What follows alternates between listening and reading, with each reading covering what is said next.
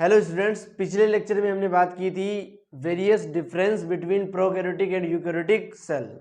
तो आज हम इस लेक्चर में बात करेंगे about a typical structure of a prokaryotic cell. आखिर एक प्रोकैरियोटिक सेल दिखाई कैसा देता है। प्रोकैरियोटिक सेल की अगर हम बात करें तो बेसिकली प्रोकैरियोटिक सेल में बैक्टीरिया आते हैं। तो यहाँ पे हम पढ़ने वाले हैं स्ट्रक्चर ऑफ प्रोकैरियोटिक सेल, या फिर आप ये भी कह सकते हो structure of a typical bacterial cell. तो चलिए हम हेडिंग लगाते हैं।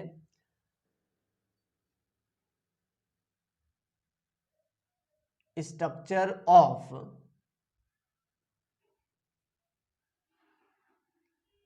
ए टिपिकल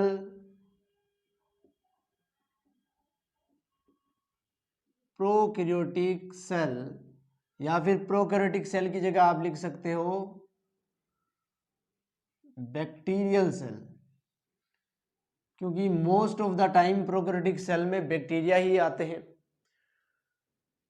अगर हम इसकी स्ट्रक्चर की बात करें तो बहुत सारी ऑर्गेनेल स्ट्रक्चर्स के बारे में हमें पढ़ना होगा। बेसिकली बहुत ध्यान से समझना आप। हम एक प्रोकैरियोटिक सेल को ड्रॉ करते हैं जो टिपिकल हो, जिसके सिम्टम्स जो है सारी प्रोकैरियोटिक सेल्स में अवेलेबल हो। सबसे पहले अगर मैं बात करूं तो आउटर मोस्ट कवरिंग जो होती है किसी भी प्रोकैरियोटिक सेल की, वो कुछ इस टाइप की दिखाई देगी आपको। उसका नाम होगा ग्लाइकोकैलिक्स। ये जो हमने ड्रॉ किया है बेसिकली सब्सटेंस, इस सब्सटेंस का नाम है ग्लाइकोकैलिक्स। ये आउटर मोस्ट कवरिंग होती है किसी भी बैक्टीरिया या फिर किसी भी प्रोकैरियोटिक सेल की। अगर हम बात करें कि ग्लाइकोकैलिक्स बनती किसकी है, तो पिछले लेक्चर में हमने पहले ही देख लिया था प्रोकैरियोटिक सेल में ग्लाइकोकैलिक्स पॉलीसैकेराइड की बनी होगी। तो मैं यहां पे लिखता हूं इसके बारे में, made up of polysaccharide. Let me erase this. Prokaryotic cell है तो ये बना होगा पॉलीसैकेराइड का।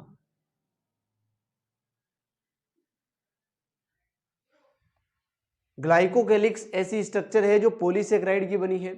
अगर किसी प्रोकैरियोटिक सेल में ग्लाइकोकैलिक्स बहुत ही हार्ड है, बहुत ही थिक है, अगर ये होता है थिक एंड हार्ड, तो इसका नाम रखा जाता है कैप्सूल। इसी ग्लाइकोकैलिक्स को बोल देते हैं कैप्सूल, अगर ये होता है हार्ड एंड थिक। अगर ये ग्लाइकोकैलिक्स होता है thin and loose, thin and loose glycocalyx का नाम रखते हैं smile layer, sorry slime layer इसका नाम होता है। बेसिकली इसका नाम रखा जाता है स्लाइम लेयर। ग्लाइकोकैलिक्स के दो अथर नाम हमने पढ़े हैं, कैप्सूल और स्लाइम लेयर। अगर ग्लाइकोकैलिक्स थिक होता है, हार्ड होता है तो कैप्सूल बोलेंगे। अगर थिन होता है, लूज होता है तो इसी को स्लाइम लेयर बोला जाता है। ग्लाइकोकैलिक्स सबसे बाहर होने के कारण फंक्शन क्या करता है, ये फंक्शन करता है आइडेंटिफिकेशन, आइडेंटिफिकेशन ऑफ बैक्टीरिया। किसी बैक्टीरिया को आइडेंटिफाई करने में ये बहुत मेन रोल प्ले करता है ग्लाइकोकैलिक्स जो होता है। बेसिकली पॉलीसैकेराइड एक टाइप का कार्बोहाइड्रेट ही है। ये होता है ग्लाइकोकैलिक्स के बारे में। अगर हम बात करें ग्लाइकोकैलिक्स के अंदर क्या होता है, तो ग्लाइकोकैलिक्स के अंदर आता है सेल वॉल। अगर मैं यहाँ पे सेल वॉल स्ट्रक्चर को ड्रॉ करूं तो कुछ इस प्रकार से ड्रॉ करेंगे। प्रोकैरियोटिक सेल का सेल वॉल हमने ड्रॉ किया है। What is this? This is basically cell wall. अगर हम बात करें प्रोकैरियोटिक सेल का सेल वॉल किससे बनता है, तो पिछली क्लास में हमने समझ लिया था ये बना होता है म्यूरिन का। इसी को बोलते हैं पेप्टिडोग्लाइकन्स। तो मैं लिखता हूं यहाँ पे made up of peptidoglycans.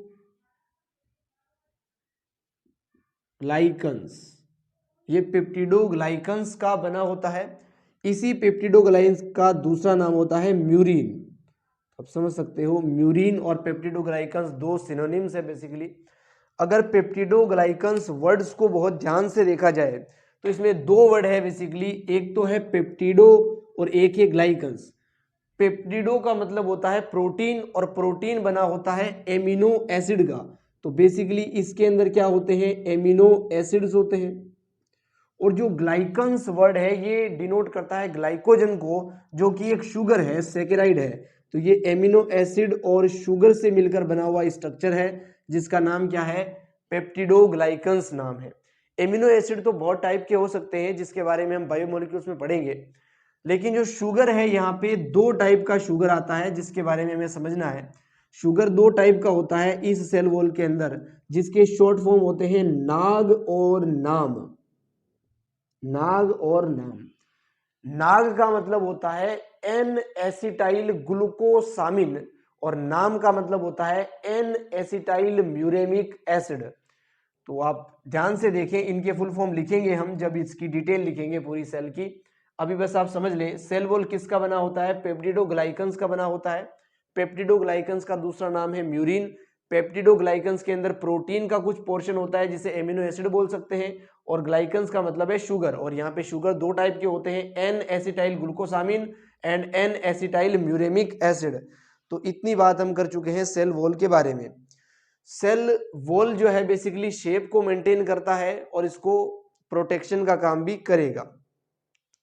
Cell wall के अंदर अगर हम बात करें, इसके अंदर कौन सी स्ट्रक्चर होती है, तो सेल वॉल के अंदर आती है स्ट्रक्चर जिसका नाम है प्लाज्मा मेम्ब्रेन। ये मैं ड्रॉ कर रहा हूं प्लाज्मा मेम्ब्रेन, यहाँ पर किसी प्रोकैरियोटिक सेल की ये प्लाज्मा मेम्ब्रेन है,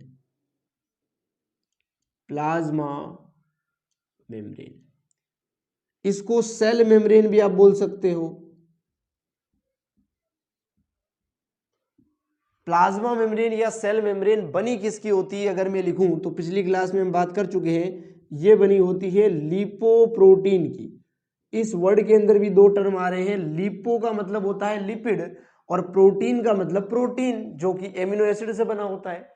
इसमें भी दो स्ट्रक्चर आ चुके हैं, लिपिड और प्रोटीन। बेसिकली प्रोकैरियोटिक सेल की प्लाज्मा मेम्ब्रेन और यूकैरियोटिक सेल की प्लाज्मा मेम्ब्रेन 100% आइडेंटिकल होती है।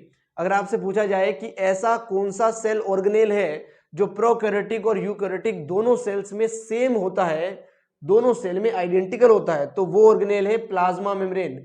दोनों ही सेल में लिपोप्रोटीन का बना होता है। अगर ये प्रोकैरियोटिक का सेल है तो यहाँ पे जो प्लाज्मा मेम्ब्रेन होता है वो थोड़ा सा थिन होता है, पतला होता है, बस इतना आपको ध्यान में रखना है। और बना ये लिपोप्रोटीन का ही होता है दोनों जगह। तो ये तीन स्ट्रक्चर हमने समझे बेसिकली, ग्लाइकोकेलिक्स, सेल वॉल और प्लाज्मा मेम्ब्रेन। इन तीनों स्ट्रक्चर को सम्मिलित रूप से कंबाइंड फॉर्म में एक वर्ड दिया जाता है, जो कि है सेल इन्वेलप। अगर मैं आपके सामने वर्ड लिखूं सेल इन्वेलप, तो सेल इन्वेलप क्या है, ये जो तीनों स्ट्रक्चर आपको दिख रहे हैं इनको कंबाइंड फॉर्म में बोलते हैं। मैं यहां पे लिख देता हूं glycocalyx plus cell wall plus cell membrane. इन तीनों पोर्शन को कंबाइंड फॉर्म में क्या बोलते हैं, सेल इन्वेलप बोलते हैं। अगर आपसे पूछा जाए कि what is the function of cell envelope, cell envelope का क्या काम होता है, तो हम बताएंगे प्रोटेक्शन। प्रोटेक्शन काम होता है इस सेल इन्वेलप का। हालांकि इन ग्लाइकोकेलिक्स, इन सेल वॉल और सेल मेम्ब्रेन, इन तीनों लेयर के फंक्शन अलग अलग है, ये तीनों लेयर भी अलग अलग है, लेकिन अगर ये तीनों एक साथ आ जाए तो ये प्रोटेक्शन का काम करती है और इस सेल को प्रोटेक्ट करने का काम करती है। ये बात आपको ध्यान में रखनी है। तो बेसिकली ये इसकी एक्सटर्नल स्ट्रक्चर है प्रोकैरियोटिक सेल की। अगर हम बात करें इसकी प्लाज्मा मेम्ब्रेन के बारे में कुछ और, तो प्लाज्मा मेम्ब्रेन कुछ जगहों से फोल्ड्स के अंदर कन्वर्ट हो जाती है। जैसे मैंने ये फोल्ड्स बनाए हैं, ये बेसिकली प्लाज्मा मेम्ब्रेन की फोल्ड है जो सेल के अंदर की तरफ फोल्ड हुए हैं। ये क्या है, इनको एक नाम दिया जाता है मीजोसोम्स। मीजोसोम्स क्या है, बेसिकली ये इनफोल्डिंग्स है,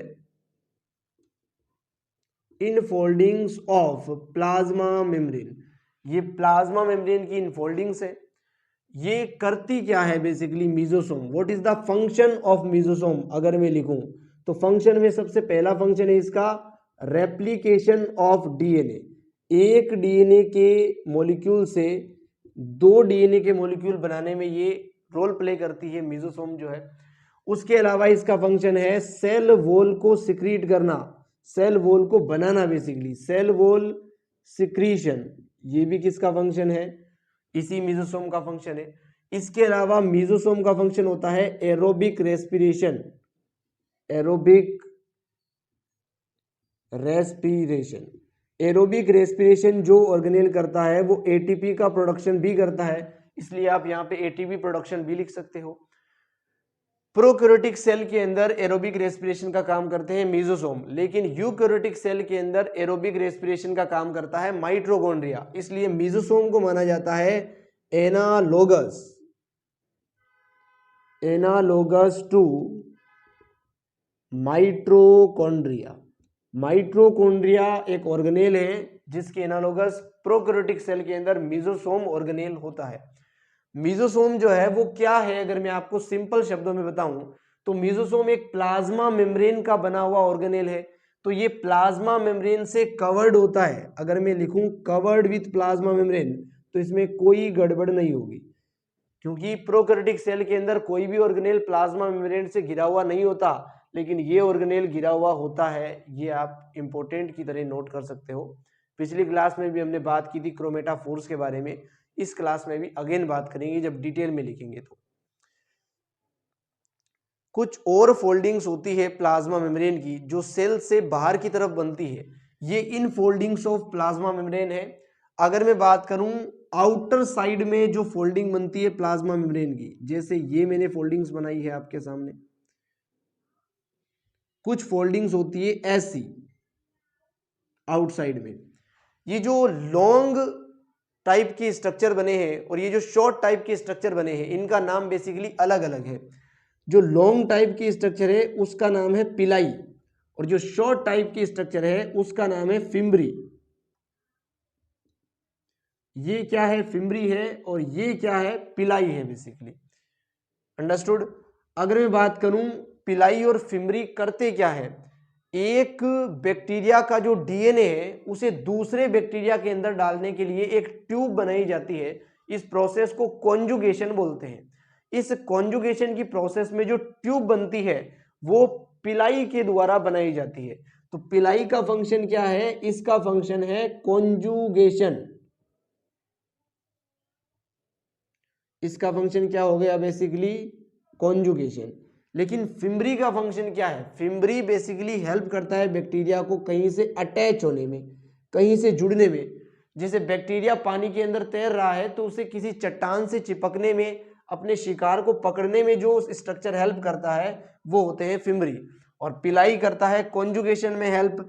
बेसिकली पिलाई जो फाइबर है ये बना किसका होता है, ये पिलीन प्रोटीन का बना होता है, मेड ऑफ पिलीन प्रोटीन। ये प्रोटीन का नाम रखा दिया, बेसिकली पिलीन प्रोटीन का बना होता है। अगर मैं बात करूं किसी सेल में फिम्ब्री और पिलाई में से ज्यादा कौन होते हैं, तो ये फिम्ब्री पाए जाते हैं मोर नंबर्स के अंदर और पिलाई पाए जाते हैं लेस नंबर के अंदर। इनका नंबर कम है और इनका नंबर ज्यादा है। तो please note this, then we further move on.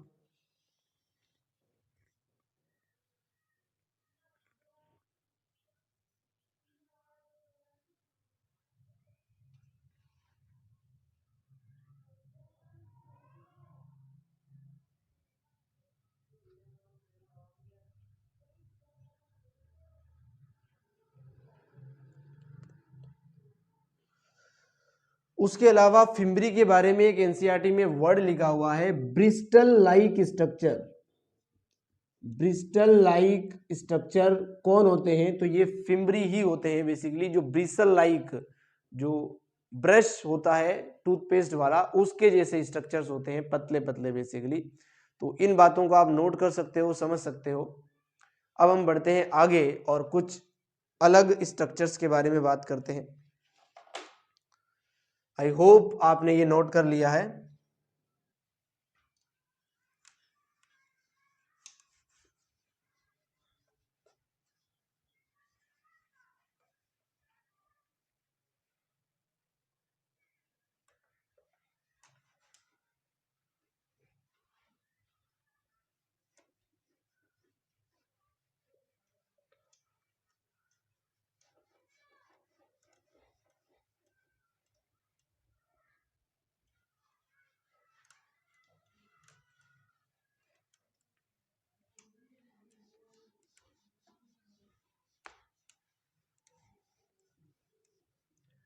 Prokaryotic cell में इतने स्ट्रक्चर समझने के बाद चलिए कुछ और स्ट्रक्चर के बारे में चर्चा करते हैं। इस सेल के अंदर बेसिकली कुछ डीएनए का पोर्शन होगा, लेकिन यहां पे चलो लिखते हैं इसके बारे में। इसको क्या नाम दिया था, पिछली क्लास में भी पढ़ा था, न्यूक्लियोइड इसे नाम दिया था, फाल्स क्रोमोसोम भी इसे नाम दिया था, फाइब्रिलर न्यूक्लियस भी इसे नाम दिया था, प्रोजीनोमेटिक न्यूक्लियस या प्रोजीनोफोर भी इसे नाम दिया था। तो ये प्रोकैरियोटिक का न्यूक्लियस है जिसके अंदर न्यूक्लियर मेम्ब्रेन होती ही नहीं है, जिसके अंदर न्यूक्लियोलस होता ही नहीं है, जिसके अंदर हिस्टोन प्रोटीन होता ही नहीं है। इसके अंदर बेसिकली नॉन हिस्टोन प्रोटीन होता है, और नॉन हिस्टोन एक एसिडिक टाइप का प्रोटीन होता है, ये बात हमने की थी, नॉन हिस्टोन प्रोटीन होता है। उसके अलावा कुछ स्पेशल टाइप के प्रोटीन मिलते हैं जिनका नाम रखा था पोलीअमीन्स। ये प्रोटीन्स यहाँ पे पाए जाते हैं इस डीएनए के अंदर बेसिकली। अंडरस्टूड। यहाँ का जो डीएनए है उसके बारे में अगर मैं आपको बताऊं तो ये डीएनए हमेशा ही डबल स्टैंडर्ड होता है, सिंगल होता है, सर्कुलर होता है, कुछ ऐसे कैरेक्टर्स की हमने बात की थी। यहाँ पे कभी भी क्रोमोसोम का फॉर्मेशन नहीं होता है सेल डिवीजन के टाइम पे, इसलिए अगर पूछे कितने क्रोमोसोम बनते हैं तो ओनली 1 क्रोमोसोम ही लगाएंगे, 1 क्रोमोसोम, वो भी ट्रू क्रोमोसोम नहीं है, तो इसी को बोला जाता है फॉल्स क्रोमोसोम। यहाँ पर जो है हमेशा हैप्लॉइड कंडीशन ही देखने को मिलती है। ये सारी बातें हम पिछली क्लास में समझ चुके हैं और लिख चुके हैं। I hope it is clear to you. चलिए कुछ और स्ट्रक्चर की बात करते हैं जो प्रोकैरियोटिक सेल में मिलते हैं। इस न्यूक्लियोइड डीएनए के अलावा कुछ डीएनए इस सेल के अंदर बिखरा हुआ भी मिलता है अलग डायरेक्शन में, इसी का नाम क्या है, प्लाज्मिड नाम है। प्लाज्मिड क्या है, बेसिकली ये भी एक टाइप का डीएनए ही है। प्लाज्मिड कभी भी आरएनए नहीं होता है, ये भी डबल स्टैंडर्ड ही है, सिंगल ही है, सर्कुलर ही है, बट ये एक्स्ट्रा क्रोमोसोमल है। क्रोमोसोम का जो डीएनए है उससे अलग डीएनए है, ये सेल्फ रेप्लिकेटिंग है, इसका रेप्लिकेशन खुद से हो सकता है, ये खुद चाहे तो अपने आप को रेप्लिकेट कर सकता है। इसी को ऑटोनोमस रेप्लिकेटिंग भी बोल सकते हो, ऑटोमेटिकली रेप्लिकेट कर रहा है। इसी प्लाज्मिड के कारण बैक्टीरिया को एक स्पेशल कैरेक्टर मिलते हैं, unique character to bacteria. Bacteria को यूनिक कैरेक्टर देते हैं। फॉर एग्जांपल जैसे हमने पिछली क्लास में पढ़ा था, नाइट्रोजन फिक्सिंग जीन हो गया, रेजिस्टेंस जीन हो गया, फर्टिलिटी जीन हो गया, जिसे शॉर्ट में बोलते हैं एनआरएफ जीन्स। इन जीन्स की वजह से प्लाज्मिड यूनिक कैरेक्टर देता है किसी भी बैक्टीरिया को। और प्लाज्मिड ही वो भाग है जो कॉन्जुगेशन के थ्रू दूसरे बैक्टीरिया में ट्रांसफर होता है। तो कॉन्जुगेशन मटेरियल इसको आप बोल सकते हो, कॉन्जुगेशन के अंदर यही मटेरियल एक बैक्टीरिया से दूसरे बैक्टीरिया में जाता है। जैसे कि बैक्टीरिया के अंदर भी अगर आपको सेक्स डिटरमाइन करना है कि कौन मेल बैक्टीरिया है और कौन फीमेल बैक्टीरिया है, तो ये काम जो है बेसिकली पिलाई के बेसिस पे किया जाता है। जिस बैक्टीरिया में पिलाई प्रेजेंट होते हैं उसे मेल बैक्टीरिया समझ सकते हैं, और जिसमें पिलाई एब्सेंट होते हैं उसे फीमेल बैक्टीरिया समझा जाता है। जिसमें पिलाई प्रेजेंट है, पिलाई जो फाइबर है वो प्रेजेंट है, वो कॉन्जुगेशन ट्यूब का निर्माण करता है और अपना प्लाज्मिड फीमेल बैक्टीरिया में ट्रांसफर कर देता है। इसी प्रोसेस का नाम कॉन्जुगेशन है, और ये अलग अलग बैक्टीरियाओं को अपनी जनरेशन ट्रांसमिट करने में मदद करती है। तो please note this, then we further move on.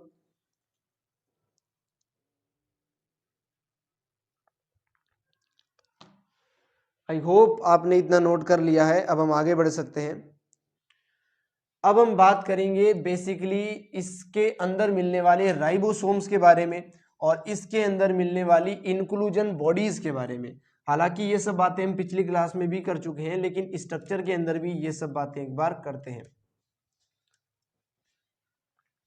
In structures के अलावा ये जो प्लाज्मा मेम्ब्रेन के अंदर जितना भी लिक्विड भरा होता है किसी सेल के अंदर, उसी को बोला जाता है साइटोप्लाज्म।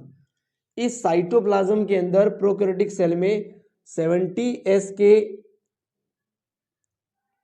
राइबोसोम्स मिलते हैं। इन राइबोसोम की दो सब यूनिट होती है, 50S और 30S बेसिकली। ये राइबोसोम्स जो है, राइबोसोम्स कोई भी हो उसका काम होता है प्रोटीन सिंथेसिस, एमिनो एसिड को एक चेन के रूप में जोड़ना जिससे कि प्रोटीन का निर्माण हो। ये काम कौन करता है? राइबोसोम्स करता है। उसके अलावा प्रोकैरियोटिक सेल की जो राइबोसोम होते हैं वो 15 × 20 नैनोमीटर साइज के होते हैं। ये एनसीईआरटी में दिया गया है और वेरी वेरी वेरी इंपॉर्टेंट है, नीट में कई बार पूछा जा चुका है। उसके अलावा राइबोसोम के अलावा अगर हम बात करें इसके बारे में और क्या क्या मिलता है, तो कुछ स्टोर्ड बॉडीज के बारे में हमने पढ़ा था जिन्हें हमने इंक्लूजन बॉडीज नाम दिया था। इंक्लूजन बॉडीज में सबसे पहली बॉडी हमने पढ़ी थी वोलेटाइन बॉडी। वोलेटाइन बॉडी के अंदर फोस्फेट स्टोर होता है। उसके बाद हमने पढ़ा था साइनोफाइसियन। साइनोफाइसियन जो प्रोटीन को स्टोर करती है। उसके बाद हमने पढ़ा था पॉलीहाइड्रोक्सी ब्यूटाइरेट बॉडी जो फैट या फिर लिपिड को स्टोर करती है। उसके बाद हमने ग्लाइकोजन बॉडी पढ़ी थी जो बेसिकली कार्बोहाइड्रेट या ग्लाइकोजन को ही क्या करती है? स्टोर करती है। ये एग्जाम्पल है इंक्लूजन बॉडीज के। अगर मैं बात करूं इंक्लूजन बॉडीज के बारे में कुछ बेसिक लाइन है, तो इसके ऊपर कोई भी मेम्ब्रेन नहीं होती है, नो मेम्ब्रेन फाउंड। इनके ऊपर कोई भी मेम्ब्रेन नहीं मिलती है। ये क्या करते हैं? ये स्टोर करते हैं मटेरियल को, स्टोर मटेरियल। उसके अलावा ये कहाँ पे होते हैं? लाई फ्रीली इन साइटोप्लाज्म। साइटोप्लाज्म के अंदर ये फ्रीली क्या करते हैं? मूवमेंट करते रहते हैं, पड़े रहते हैं, आप ये कह सकते हो। तो ये एक स्ट्रक्चर है प्रोकैरियोटिक सेल की। मैं उम्मीद करता हूं आपको काफी अच्छे से समझ में आया होगा। अब हम इसकी स्ट्रक्चर के एक एक पॉइंट्स को नोट्स के थ्रू लिखते हुए चलेंगे। तो इस डायग्राम को आप अच्छे से बना लेना एक ही पेज पे। हमारे पास जगह कम थी इसलिए हमने मिटा मिटा के आपको समझाया है, समझाने का प्रयास किया है। तो चलिए आगे बढ़ते हैं अब हम।